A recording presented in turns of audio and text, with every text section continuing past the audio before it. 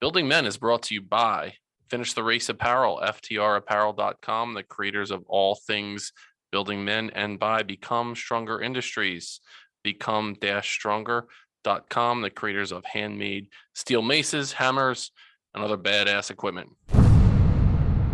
Let's say I lead from the front or lead from the back. I like leading from the middle. I like going through the heart of the experience with the guys. I love holding space. I love crying. I love it all. I love just this amazing human experience that isn't always easy, but it is an amazing experience. And the more that we can cultivate that and just be ourselves, man, that is some powerful medicine.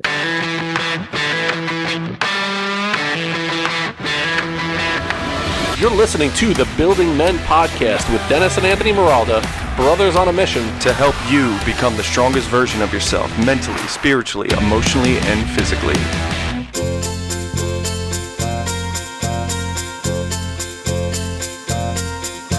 They say we're young and we don't know. We won't find out until we grow.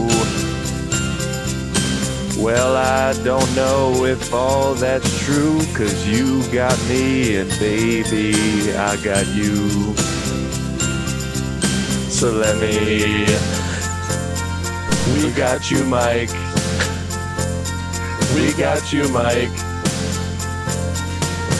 They say our love won't pay the rent before it's earned. Our money's all been spent. Well, I guess that's so we don't have a pot, but at least I'm sure of all the things we got. Salemi, we got you, Mike. We got you, Mike. Welcome to the podcast, Mike Salemi.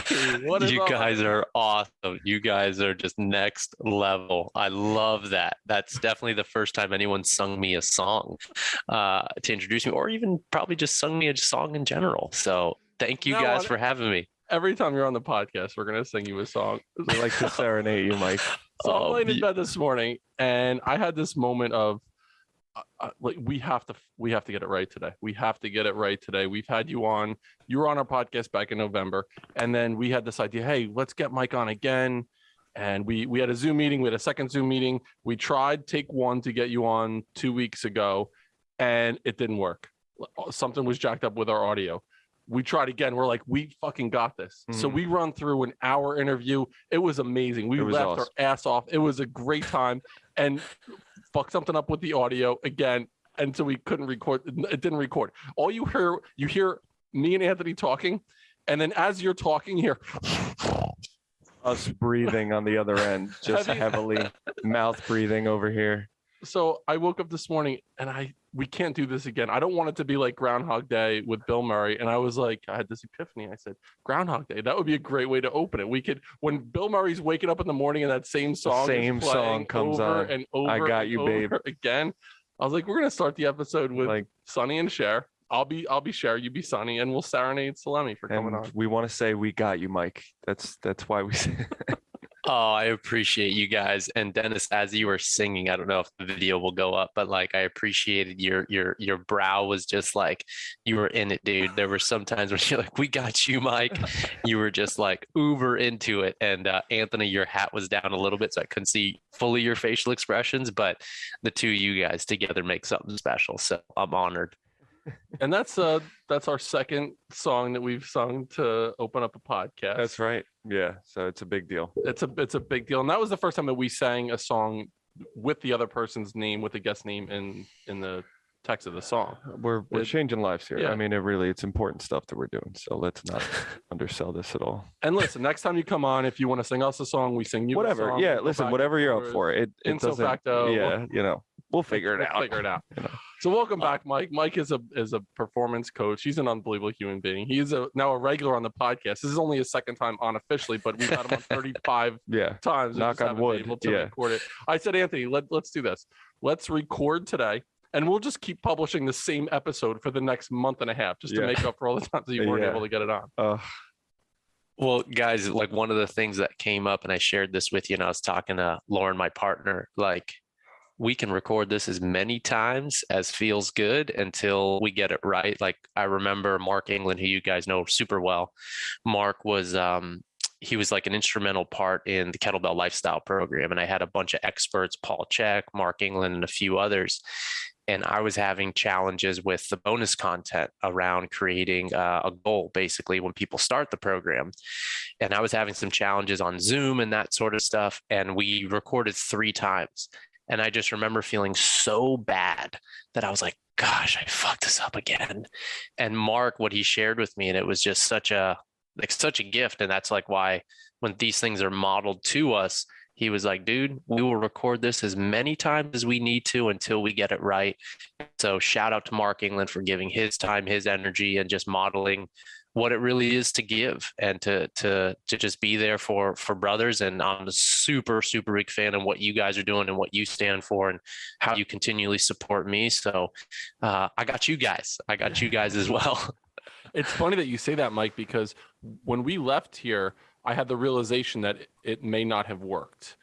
And I said to Anthony, I don't know if the audio came in the right way. We had a new setup in the studio.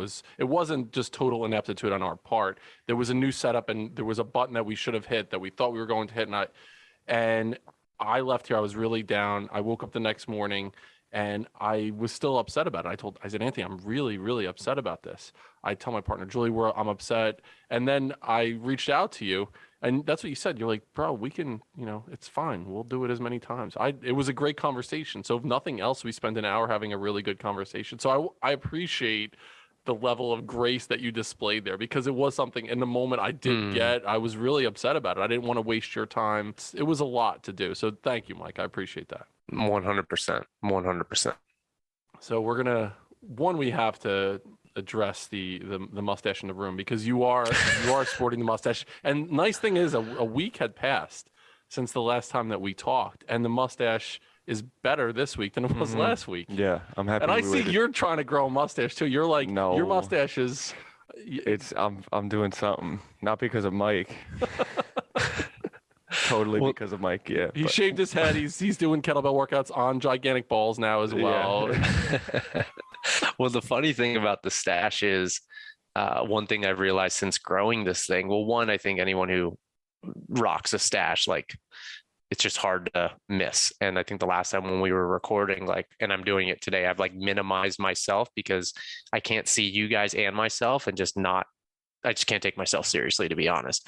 But now when Lauren and I were at a communal workspace, my radar's up for mustaches all over. And I'm like, no matter where we go, no one had the stash. So I'm like, yeah, I'm feeling pretty good about it. It's a striking thing. When someone walks in with a mustache, that turns heads. Everybody will look. Oh, yeah. It's like having a mullet right now. Mm-hmm.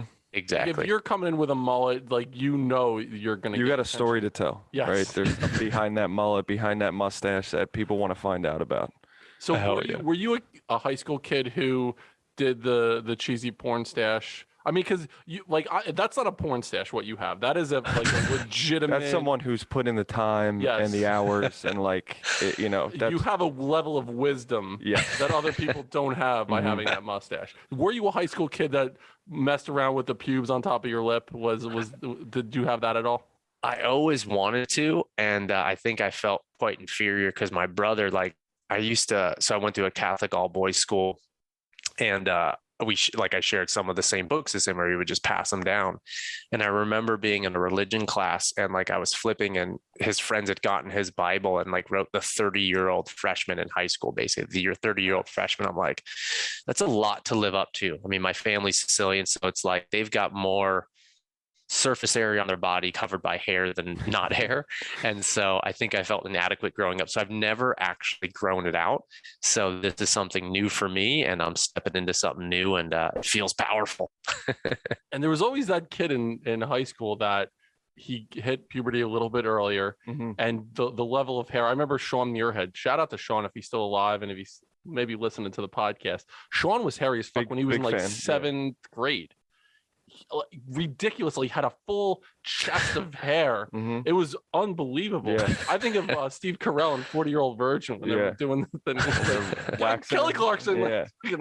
But usually those, I had the same thing. There was a kid in my school, and he was it still Sean? Was he? What? He got left back a couple times. Yeah, that's right. Made it 14 years later as well. And 18 years old. But he had the same thing. It was literally like he had a full beard in 7th grade. And I'm sitting there, I have no armpit hair. I'm just, counting whatever I can get my hands on at that point. And I'm like, and he lost all of his hair by the time he was 16. Bald, completely bald. Wow. High school, bald. And so he I'm had that sweet spot when he was 14. Yeah, 14 was he peaked. Oh, God bless. I remember I was able to grow sideburns when I was 17, 18 years old. And I rode that out for the next 30 years until I started growing a beard. But sideburns, that was my claim to fame because I could never do the mustache. Yeah. And then I couldn't connect the hair at that time. Yeah, that was taking us back a little bit there, Mike. Well, it's embarrassing too. Like when you, I don't know about you guys, but like I've got spots. So there's certain areas that for whatever reason just don't grow. So I think I was ashamed growing up. Like, oh my gosh, I look like a leopard basically. And so now just with the stash, all you see is its fullness, but you don't see the spottiness that's underneath my chin.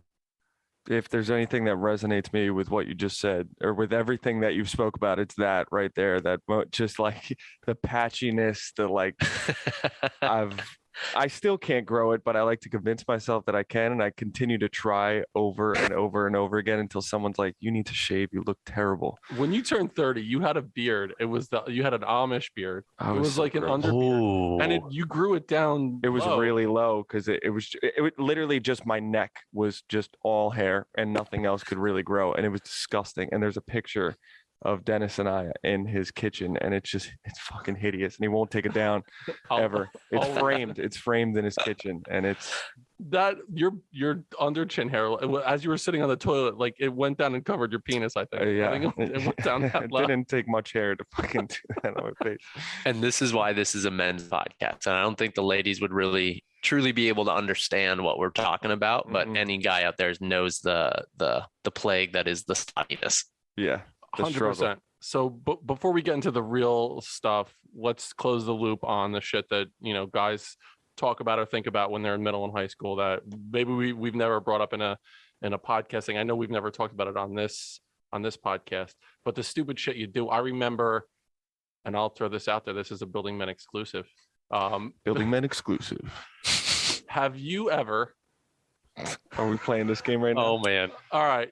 Maybe it's just me. I had a friend who did this too. Like when you're in the shower, I love this build up here. You tuck your a mangina, and you make the mangina. Come on, dude. Listen, we've never talked about it before. Like we've all done that, right? Mike, all done it. Yeah. All right. How about this one then? All right, that's a layup then. Have you ever pulled your balls out and collected water in the shower? Or made a cup of your balls to collect water? I've never done that. All right, there's your challenge. I know you're a big ball guy. Balls. Yeah. Give it a shot. Girthy in the ball area. So you can collect some water in the shower. Oh, fuck. Oh, Jesus. All right. So now we know in case you're, somewhere and you need water, you can I got everyone here. I was able to store enough water in my ball sack for everyone to drink for the next week. I think I'm haunted by that visual now. Oh my God, this is what happens. The village will be saved. Dennis has his ball water. Oh my God, dude. See what happened? We came into the podcast and Dennis is like, yeah, we're just gonna roll with it. Let's see where the conversation goes. And this is where we're at right now. So ball water. And let's bring it from ball water to shower to cold shower, cold plunge. Let's go there, Mike. We'll bring it into that area. I want to talk about we brought it up on the last never aired podcast about the benefits of doing cold plunges. It's something that you're doing right now. Save the show, Mike. Save us from ourselves here. Talk to us a little bit about some of the health benefits of the cold plunge, something that you've learned recently as you're getting more and more into it. Yeah. I know that there's one of the best people that I know for those who are interested in the science of it is a guy named Andrew Huberman, Dr. Andrew Huberman. He's a professor of neuroscience at Stanford University. He has the Huberman Lab. I think over the last year, he's gotten huge. He's been on Joe Rogan 1 or 2 times at least. And I know him, and he's just a super good dude. And so anyone who wants to know the science of it, definitely hit him up. He's a wealth of knowledge. For me personally, while I know that there's like fat burning, thermogenesis, like there's all that sort of stuff that's great about it.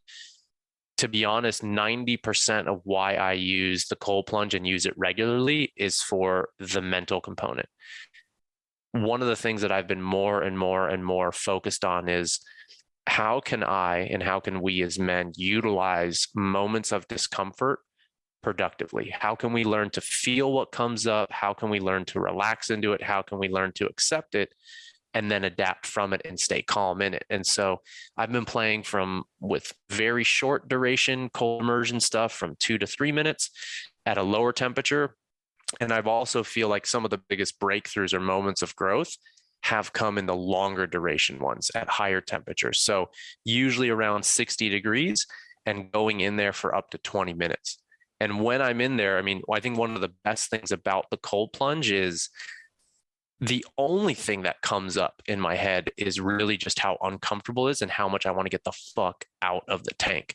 And I feel like when those feelings come up, when those sensations of the body come up, the cold, the shivering, the oh my gosh, the oh fuck moments, that is where there's the greatest opportunity to grow and to feel into it. And so for me, the cold plunge more than anything has given me an environment, a container to work with those elements of the cold and of discomfort and actually, like, I don't want to say become friends with it, but I feel like becoming friends with it in large part is just learning to accept the situation that we're in and choose how we're going to respond to it rather than react into it. Because the reaction is the automatic thing that wants to come up. Oh, fuck, this is not safe. This does not feel good. I want to get the hell out. So the more that I've allowed myself to feel what comes up, be with it, man, it's been one of the most like empowering things of all the practices from sauna to training to whatever. It's one of the most things that have connected me with the sensations in my body, with the presence of what's happening, and allow me to breathe through it. So, I mean, again, I know that there's tremendous health benefits to it. I've also like lost fat in areas that have been so hard, like my lower abdominals, to lose over the years.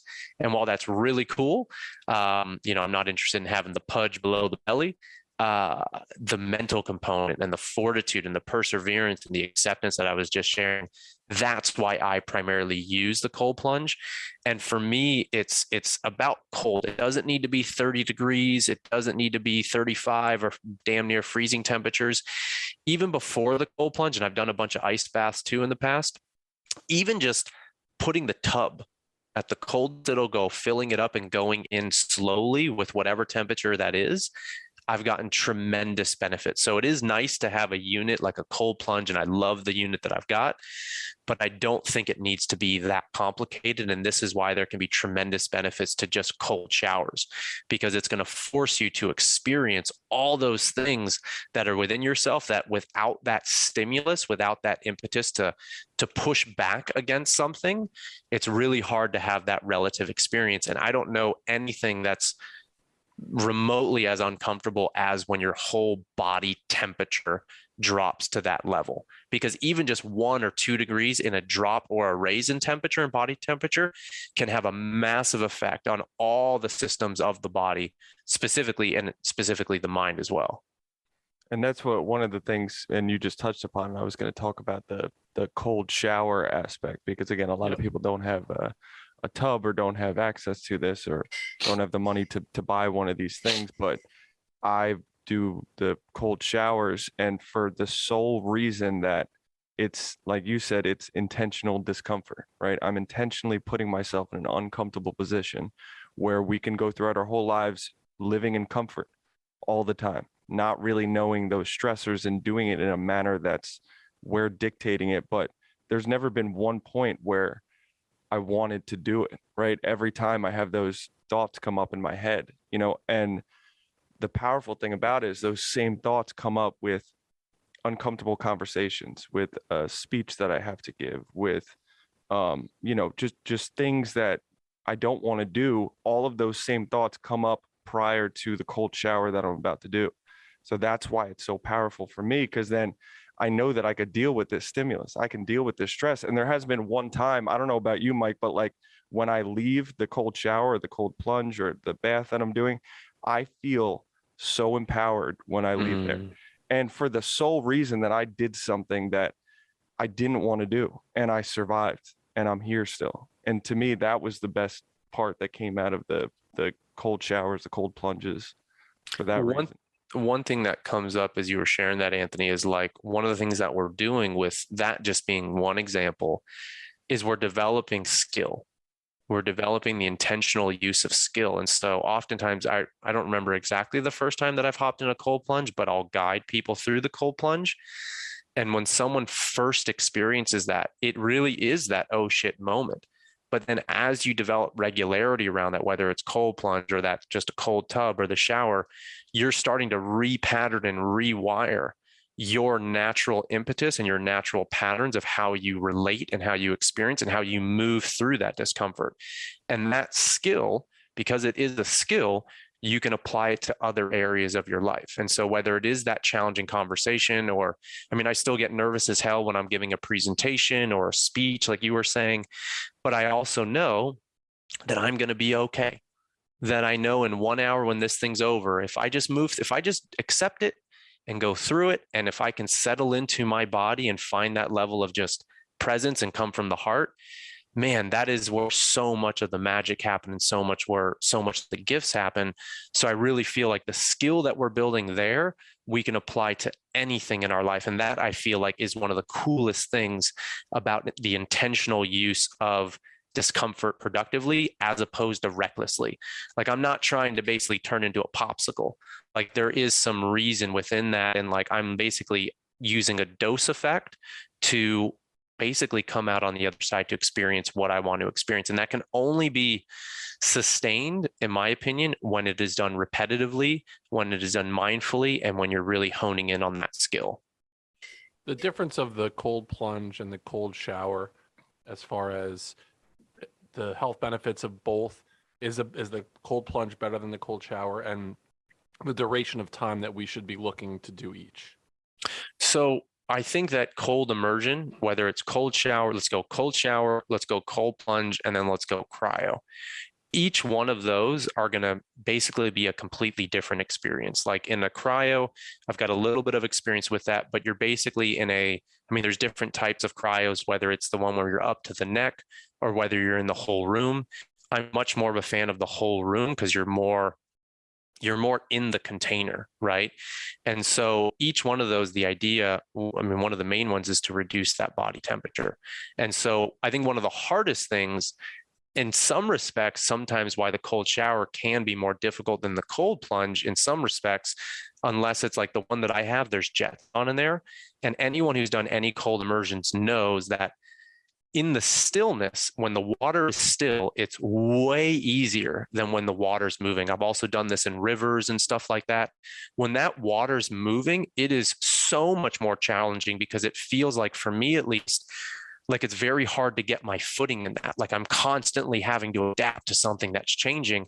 And so with the shower, in some respects, compared to like a still cold plunge, it can be harder because like that water's always moving. And then if you move your head, like one of the best places when someone tries a cold shower, and this I learned from Paul Chek, is to place the water, like turn around in the shower and place the water behind the neck. For whatever reason, whether that's where the brain stem is, like all that stuff, all the nerves pass through there, that will have a much quicker effect than, let's just say, if we put cold water on our legs. So in terms of the cold shower, it's not easy, but when someone is first getting into it, I think one of the easiest things to do is alternate.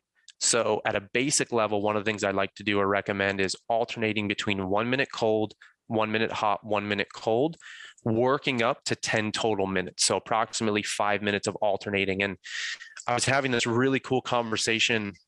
I don't know if you guys are familiar with Neurohacker Collective. They make the supplement or the nootropic called Qualia. You guys heard of that? No. Basically, it's kind of like if you've seen like On It's Alpha Brain, it's a nootropic, really good for cognitive function.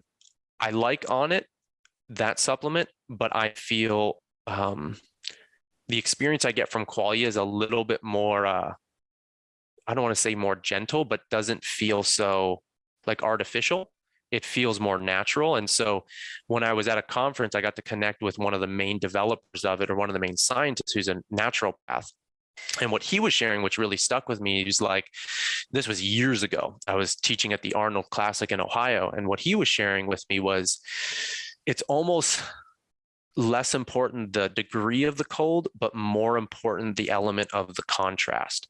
And that's something that you can really, really hone into very quickly and easily and practically in the shower. So the alternating of cold to hot, and that in and of itself is a skill. When you're in the hot, you're comfortable, you're calm. Oh, damn, this feels so good. And then boom, you just flip the switch, and now you're forced to choose as your state changes how you're going to respond and react to it. Once someone's worked up to about 10 minutes of 1 minute on, 1 minute off, my next recommendation would probably be working up to about 3 upwards of 5-ish minutes of just cold.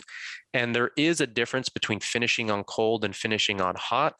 Everything that I've learned, and I don't know the exact mechanism to be honest, is try to always finish on cold. And I don't know if that's actually because it forces your body when you get out to actually warm from the inside out. And so maybe there's more like caloric expenditure, more of that thermogenesis quality. But whatever it is, my recommendation would be to try to finish on cold or moderately cold. And that should have a pretty positive effect. But just like what you said, Anthony, I've never gotten out of any type of cold exposure and regretted that decision. I've always been like, damn, I either feel better or I'm just like more proud of myself, or I know that I'm building that skill. And just like with anything, I think if someone started with 3 days a week of 10 minutes alternating, start building that up, working up to every day, doesn't take much, and it can have a profound effect on your health, on your mental capacity, your mental fortitude, and it's free. That's one of the main things I think on the last, not the unreleased episode, but the first podcast we recorded. It's like this stuff can get pretty nuanced and pretty complicated, but I think at a simple level, keep it fucking simple. Keep it as simple as possible. And it's really easy for us to look at people. Like I just got the cold plunge. I've been doing cold immersion, I don't know, for well over 10 years. And it's really easy to look at what we don't have, whether it's in this situation or in life, and feel like, oh, I'm less than, or I'm inadequate unless I get that thing. And that's just like a destructive loop that we get in. But if we realize that the breath is free, the water is free, when we go to sleep and how we sleep, that is free. And really cold breath and some of these other things are fucking free, and they're practical, and they're not complicated, and they can deliver massive returns. Building men of character, integrity, strength, compassion, and empathy through transformational mentoring, coaching, and motivational speaking is our mission here at Building Men. To work with me as a one-on-one life coach, you can find information in the show notes, or you can visit our website at buildingmen.io, where you can book a free 30-minute discovery call to help you become the strongest version of yourself mentally, spiritually, emotionally, and physically. Now, back to the show. I appreciate that, Mike, and I'll bring it into the breath in a second. The back of your neck, I believe it's the carotid artery. That's where it exists, and that's the quickest way to get from that point to the rest of your body. I know when kids were overheating or something like that, as a principal, like we would put the cold pack on the back of their neck, and that's how it would cool down their temperature. The thing about if you're in the shower and your back is to the water on your neck, you can't do the cup. You can't that cup. It's impossible to do that. So big disadvantage. The water bowl. Yeah. To really consider what's more important in that moment. Where are your priorities? Are you trying to save a village of people with water or not? Are you selfish, or are you trying to give this? The other thing that I'm thinking about, I started to think about the cold plunge for some reason in my head. And again, in my head, as we're doing the podcast from time to time, it's like, oh boy, monkeys banging on the cymbals or whatever. I thought of Rob Lowe squirting Chris Farley with the hose and Tommy Boy when he's doing I'm a maniac.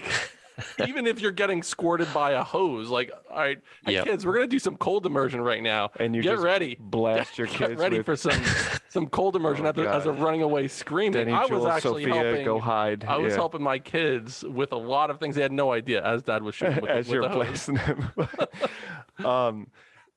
And the shower for me, it's almost like you were saying how it's somewhat harder in a sense because the water's constantly moving. So it's almost like different parts of your body you're having to reintroduce to the cold constantly versus just sitting in it in that moment. And what I like about because I got this tub and I just fill it with ice every once in a while. And then in the wintertime, I would just keep the water in there before it would freeze. And I would go in there in the morning because it was cold enough, whatever the temperature got down to. But there's this moment when you get in and all the thoughts that are coming into your head, and then you go into it and then you're freaking out. And then all of a sudden there's this moment of stillness and peace and like true peace and silence. And like, it's unlike anything else because of how built up this was prior to getting in the tub. And all of a sudden it's just like, it's serene in a way, and you have that moment when you're sitting in that tub that's unlike anything else. But the one thing I wanted to ask was, and I think the guy you spoke about, Andrew Huberman, he talks about breath work a little bit too, right? And like, what's some of the techniques that you use getting into the cold submersion or the cold shower or the plunge, whatever you're doing? Do you alternate? Are there different ones that you kind of touch upon?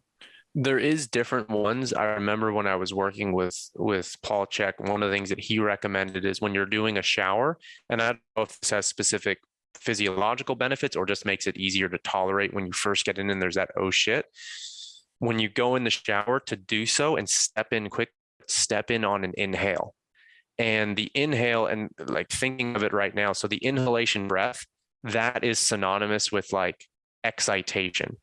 Inhale is exciting, inhale is charging, inhale is like, think inspiration, right? We're inspiring, we're inhaling, we're meeting that external adversary, we're meeting that external force. And so that's been really very helpful when I enter in the shower.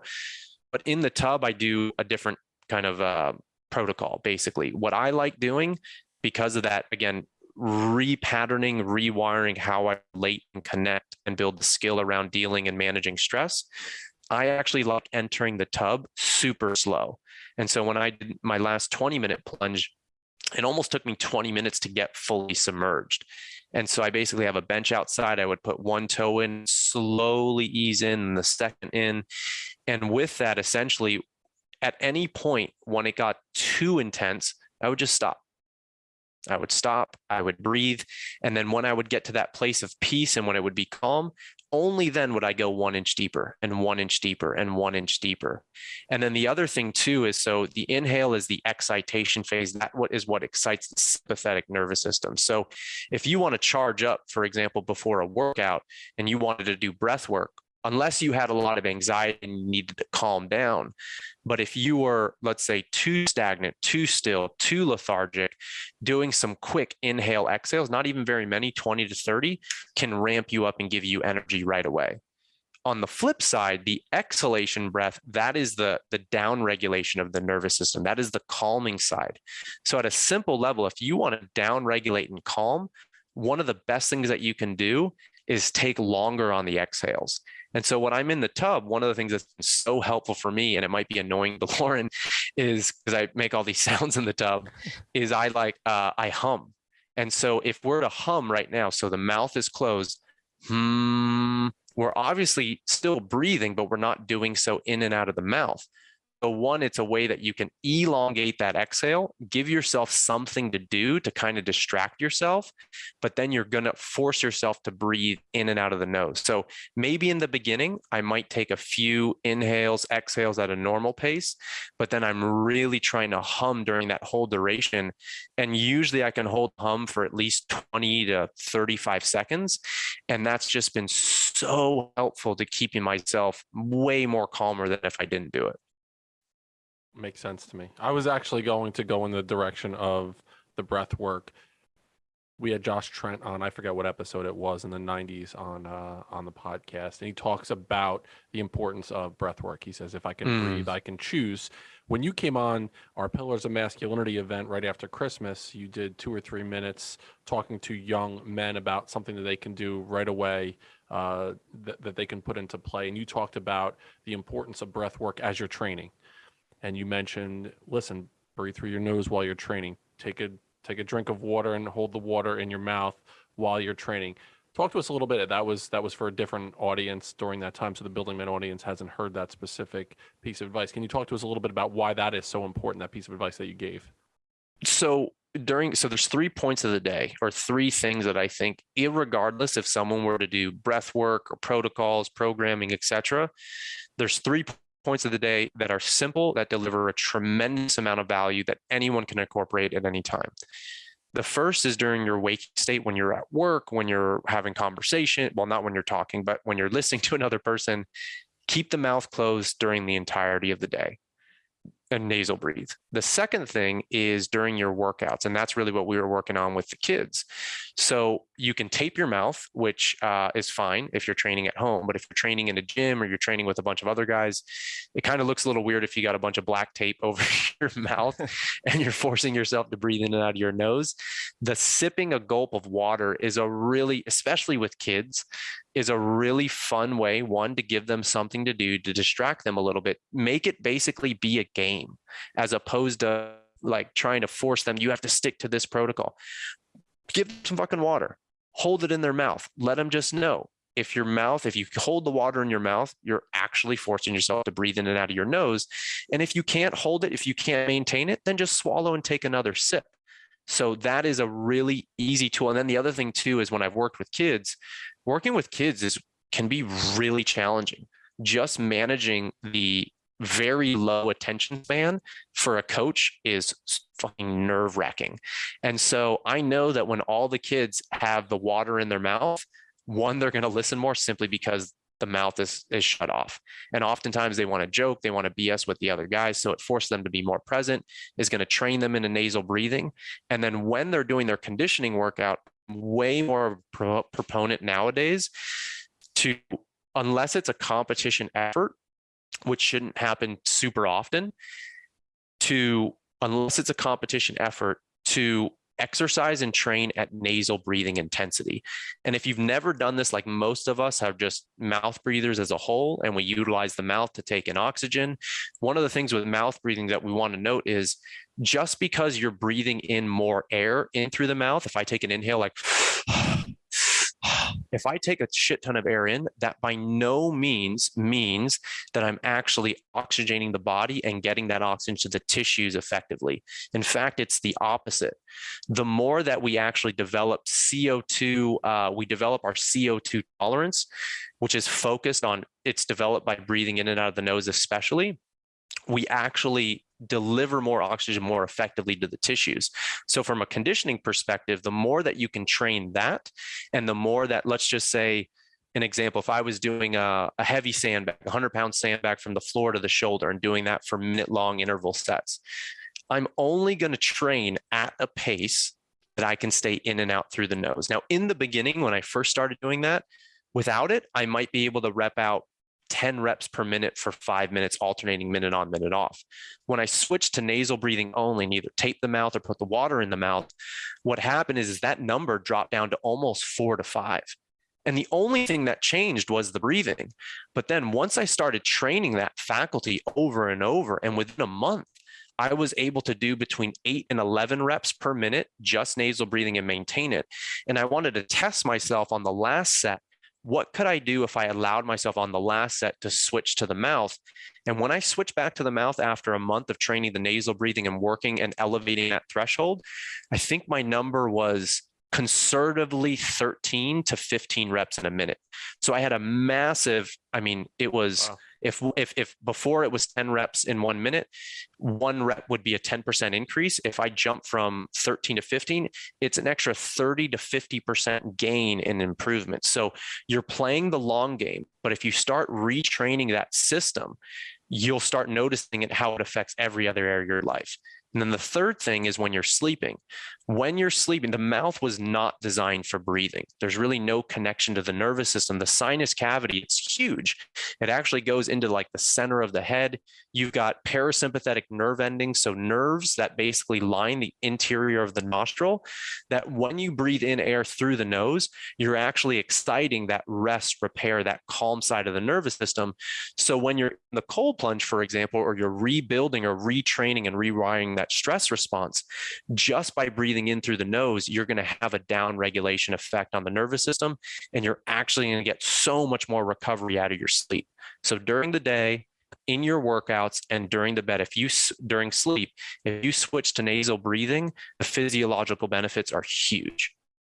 The one thing I notice with nasal breathing, and I started doing mouth tape at night when I sleep, because again, it's a little weird if you're doing it when you're working out or doing it out in public. And I guess it's weird if I have a girl over and I come here, kid. Uncle Mike's got the garden hose and duct tape. Get in line. Oh, we're going to get you nice and good in your parasympathetic state. But I noticed that, number one, I sleep way better, right? So my sleep has improved. And I would always wake up and I would be congested all the time, like religiously. And especially now, allergies are coming back and everyone's all stuffed up. And I feel amazing. I haven't had any issues at all. And I sleep better. Everything's clear. It has helped so much. And it was there was a little bit of a transition period, right? Because you start to panic when you first do it. Like, I'm like, oh my God, what if I can't breathe? And it's like, well, it's just tape, right? I'll just rip it off and it'll be fine. But I get through it and I sleep soundly throughout the night. And I've been doing it consistently now for like 2 years, and it's been amazing. It's been and again, that's, 8 hours throughout the night that I'm breathing through my nose that normally I wouldn't. And we've done it. Like, more and more people are breathing through their mouths. And I think it was in James Nestor's book, The Breathe, he talks about a tribe that would go and their young kids, they would almost like pinch their kids' mouths shut when they were kids, or they would like hold them shut to make sure that they breathe through their noses. And he was talking about how this tribe, all of them, their facial structures were like, they had bigger chins. They were like over 6'3". It was changing structurally their biology completely just from them breathing through their nose more than anything else. And I thought that is wild. Isn't that crazy? Even as Mike was talking, I'm thinking, how often am I breathing through my mouth with my mouth open? So from that point, I made sure to shut my mouth and breathe through my nose. From now on, if you could just like kick me under the table if you notice my mouth, I'm usually like my mouth is wide open. I need to be more cognizant of that, and I appreciate that. Like, that's all like ridiculously good advice. And you think about sleep apnea, like all these sleep disorders that we have, a lot of them stem from the fact that we're breathing through our mouths constantly, and especially as kids. Like, and look around, like anyone who's listening, just look around at all the people just with their mouths wide open, just sucking in air. And there's always been that, I don't know if it's an old wives' tale, that when you sleep with your mouth open, like you eat like 32 spiders over the course of your life. Stop that from happening as well. That's right. Like the old woman who swallowed the fly. You snort the spiders now. She swallows the spider to kill the fly, right? Becomes a new macronutrient, That's right. Yeah. I got to get my night protein somehow. One thing that you shared, anything that I think is super important that might be helpful to share, is like you shared something super, I think, critical, is that transition or that adaptation phase. Because, well, a few things come up. The mouth breathing can probably be due to a few factors. This is just a few that I'll list. One, just due to just how like unconscious, like we weren't aware of how we're breathing, and we've learned this new way to breathe in and out through the nose. It's not taught really consciously. Oftentimes when we're under stress, what's the breathing pattern that we're going to use? We're going to breathe in through our chest. When we're in a stress state, we're going to breathe in and out through our mouth. Also diet. Like, for example, there's a few foods, like dairy is one of the classic things that a lot of people are sensitive to. And when if we're sensitive to it and we ingest dairy, all of a sudden we can have mucus formed and it can start plugging the nose. Other things that you guys were talking about, like posture. So forward head posture, when the ear is basically has migrated forward of the shoulders excessively and it's not stacked right over it. When our heads dip forward, our mouths want to drop and we want to suck air in from there. The other thing to think about too, so I had, whether it was due to football, I don't even know, but I have a deviated septum. So there's a structural blockage in my nose where in my left nostril, I just can't breathe as easy. It feels like the left one plugs super fast. And so you can go to an ear, nose, and throat doctor and do surgery, but that was a route that I didn't want to go, because the more that I was studying, the more that I was reading and practicing this stuff, the nose, like the tissue in the nose, you could think of it like a muscle and we build that strength, but it's actually not a muscle. And it's basically the same tissue. It's erectile tissue, basically that the same as the penis, basically. And so the more that we train that, and the more that we develop that over time, it will start staying open for longer. One of the big functions of the nose is it filters and warms the air coming in. When it comes in through the mouth, we don't have that warming mechanism. We don't have that filtering. And so imagine if we're breathing in and out through the mouth, we're really not filtering the air coming in. And then all of a sudden you make this drastic switch to breathing in and out through the nose. The nose, one, is just doesn't have that muscle per se, but the other thing too, it's not going to be used to filtering that much air. And there is a lot of shit in the air. There is a lot of toxins. There is a lot of stuff. And so that can irritate the nose. And oftentimes when you switch to nasal breathing in your workouts, for example, one of the first things you're probably going to notice, and I've noticed this, is your nose is going to run. And basically what happens is, as that mucus forms, your body's trying to clear that stuff. So it will take time. But if you're someone who is having difficulty making that switch and you feel like you have a blocked nose, one, just know that you're playing the long game, and simply by changing it during the day, you'll start building that capacity to filter more air and keep that nose more open. The other thing that you can do too is, this is a nasal unblocking exercise. And basically what you do is you take a normal inhale, a normal exhale, pinch your nose and hold. And then basically what you'll do is you rock side to side. You can rock forward, you can rock back.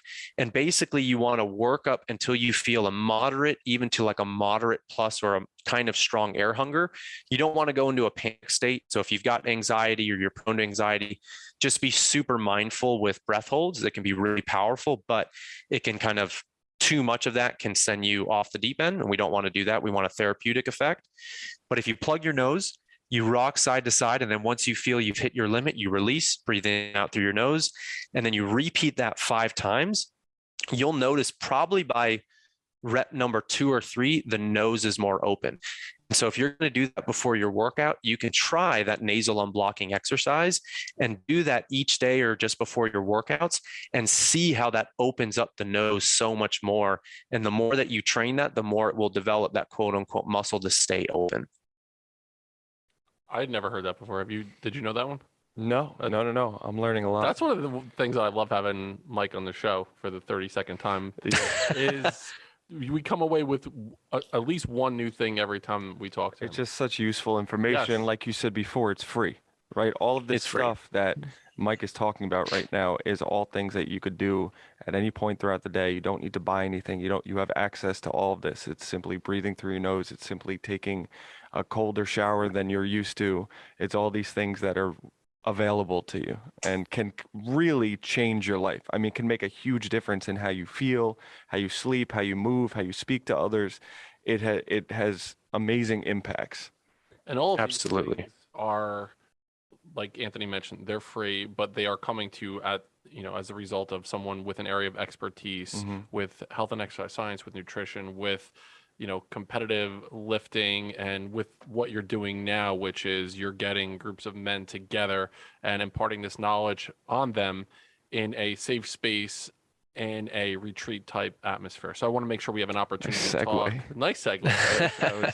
Smooth transition. True. Smooth transition, baby. The best thing about our segues and our transitions is we call out how good they were every single time. We don't miss an opportunity to say, did you see what I just did there? I know. We make sure that we congratulate ourselves on all of those smooth transitions. Yeah. So you have an event that will be in middle of May. It's called Men of Movement, Hold Your Ground. I want to give you an opportunity to talk to us a little bit about what we can expect, what the Building Men audience could expect if that's something that they're interested in going to.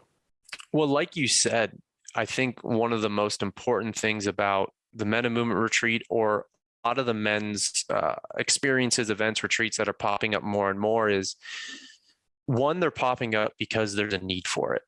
There's an absolute need for it. And it hasn't really been like fostered by society. I've seen more women's work over the years, especially 10 years ago. But now we're seeing these things really grow because there's an absolute need for it. And with men in specific, these containers of safety are just so rare. One, to have a safe environment where you can, I'll always say, like, there is a very different energy. There's a very different container, a very different space created just if men are being with other men. Nothing against our women. It's just a different energy. And so there's a level of safety that I've experienced. I'm sure you guys have too, just being with guys. There's like, I can kind of like, like I can relax a little bit more. I can feel more free to have certain conversations that, that I wouldn't necessarily feel appropriate for my girlfriend, And I think too, there's a misconception that our partners have to be everything to us. And I don't really feel that's true. The relationship that I have with my partner, the relationship that I have with you guys, the relationship that I have with my brother, with my mom are all different. No relationship is going to be the end all be all and be everything for us. To put that expectation onto our partners, onto our wives, onto our girlfriends, in my opinion, just isn't fair. They give us a level of nourishment, a level of reflection, a level of mirroring things back that we can't get from other people, just like with men. And so for the Men of Movement retreat, the ultimate goal of really what I wanted to do is to create this container, to bring guys together, to let them know more than anything, not even through the words, but through the experiences, that they don't have to fucking be anybody else other than who they are. There's so much pressure to earn money, to be the perfect partner, to have the house, to act in a certain way. And that's just a lot for guys to have on their shoulders. And I think a lot of guys feel, myself included, I'm speaking for myself, feel like it's a big weight to hold. And so when we're in these experiences, one of the things that I felt is through this container, I don't have to be anyone that I'm not. And by me being willing and courageous enough to show up in that way, I'm modeling it for the others and they are modeling it to me. And that is actually the most, yes, we do some awesome stuff, sweat lodge, breath work, ice, cacao ceremonies, tobacco. There's some really cool stuff. But probably the biggest ahas and the biggest nourishment that I've seen and witnessed and have experienced happens either during the sharing times, the reflection after, where guys are actually given the space and the opportunity to express so that we don't suppress and depress and basically contract. But it's the learning that happens, hearing those guys realizing we are a lot more similar than we're different. And just by creating that space, we all grow and we all heal together. So really, we do some cool stuff, but a lot of the magic happens outside of the activities.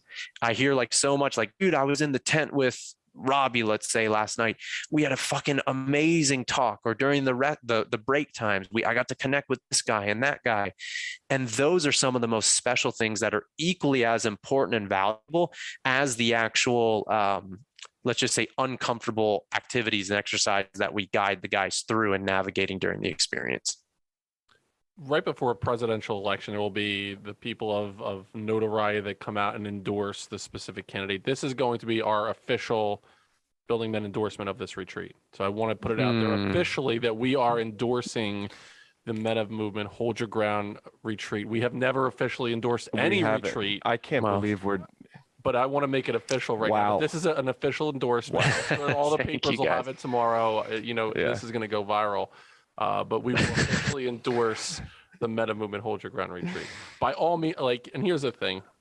Knowing you, we've been on enough phone calls, voice messages, Zoom meetings with you. You are in this space since we started the podcast, of all the men that we've met, one of the most genuinely kind-hearted human beings who's very knowledgeable.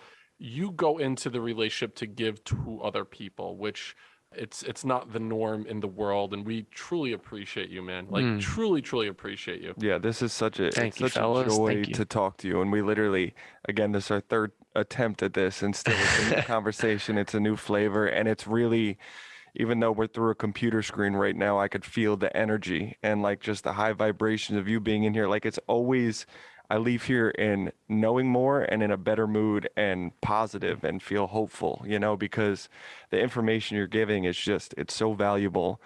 and it's just the way you approach it. It really is like, it makes sense, you know, and I know the Building Men audience appreciates it too. So thank you. Oh, dude, my pleasure. Thank you guys. That means a lot. I mean that. Thank you. So Anthony, any final thoughts, questions? What's round 2 of our conversation? I don't know. I thought you could, you know, if you want to cook something up. Well, what what's something really weird you do when you're by yourself? Yeah. What's another weird shower thing you do? Nailed it. Got yeah. it. All right. That's it. No, I got nothing. I'll have to think about that for the next time we have. We'll edit it in. Yeah, we'll put something in and then have. Love it. Months. It'll be a totally different audio. There'll be like birds in the background or cars driving by. Yes, I do have a question, Mike. Oh, fuck. Whatever. All right, Mike. So where can the audience find you? How do we get in touch with you? So best place is Instagram, which is just my name, Mike.Salemi. Website is MikeSalemi.io. I super appreciate you guys are rocking the IO too. And on there in the upper right corner, you can hit programs. If anyone's interested in the Men of Movement retreat, you'll book a call with me. I basically check in with everybody on the retreat to figure out where they're at, what they're working on, if I can give any insights or advice to support them. That's really my main intention for the calls, to provide value, to connect. And if they're interested and a good fit for the retreat, then that's always an option. And would just love to get to know more guys and just, do this work. I mean, it's truly like one of the things, and you're a parent, Dennis, like I think you embody this, and I think you'll jive with this. It's like, it's so much more powerful as opposed to just talking. Like we can talk at an intellectual level to give some words to the experience, but it's just so much more how we model these things and how we live. And so we do some really cool activities to help guys get clearer on their purpose, what they want, where they may be out of alignment with the life they want to live so they can step up and be better. But the main thing is like less about the words, less about thinking once again who we need to be or that sort of thing, and just showing up to be fully present with the experience. Because especially like the hold your ground retreat, the word hold your ground is really, for me, it's a man standing in his inner authority with what sovereignty or what like his inner, if you want to say inner king, what that is for him. And I can't I can give him some context, but like the best thing that I can do is once again create an environment so these guys can show up and share. And that really for me is what it's all about, that inner sovereignty and just being it. Just being it is that is the fucking medicine that we need. We need guys, ourselves included, and that's why I love having conversations with you guys, because it's really just natural. And it's like maybe there's an outline or whatever, but it's just, I think structure can be helpful, but once structure becomes something that we're excessively trying to be like, that's when it works against us. If we can just show up and be there and jive and realize that this work doesn't have to be always so serious. We can play, we can talk, whatever about water dripping from our balls, whatever it is, like that's the medicine. Maybe not the ball dripping, but just the openness to just be us. And I think that's how we model and we lead. Is I've always said, to the best of my ability, I've never felt called to say that, let's say I lead from the front or lead from the back. I like leading from the middle. I like going through the heart of the experience with the guys. I love holding space. I love crying. I love it all. I love just this amazing human experience that isn't always easy, but it is an amazing experience. And the more that we can cultivate that and just be ourselves, man, that is some powerful medicine. And so whether it's at this retreat or just from this conversation, I really, really, really, truly in my heart of hearts hope that anybody listening knows that there's guys that are going through a lot of similar stuff that probably you're going through. And if we can just create an openness and a dialogue and that safety among each other to go through it and just be who we are and as we are, dude, that's all we got to do. We got to maybe do less, but just settle into being more. Building Men, providing some order to the chaos. I kind of like that. I appreciate that, Mike. So Building Men audience, find us on Instagram, building.men. Buildingmen.io is our website. You can find out all things Building Men there. Please check out our sponsors, FTR Apparel, for our Building Men gear, and Become Stronger Industries for handmade steel maces, hammers, and other badass equipment. Mike Salemi, we got you, babe. Thanks so much for being on the podcast. Hell yeah. Thank you, guys. Thank you so much. Go one step further than you thought you can go. We'll see you next time on Building Men.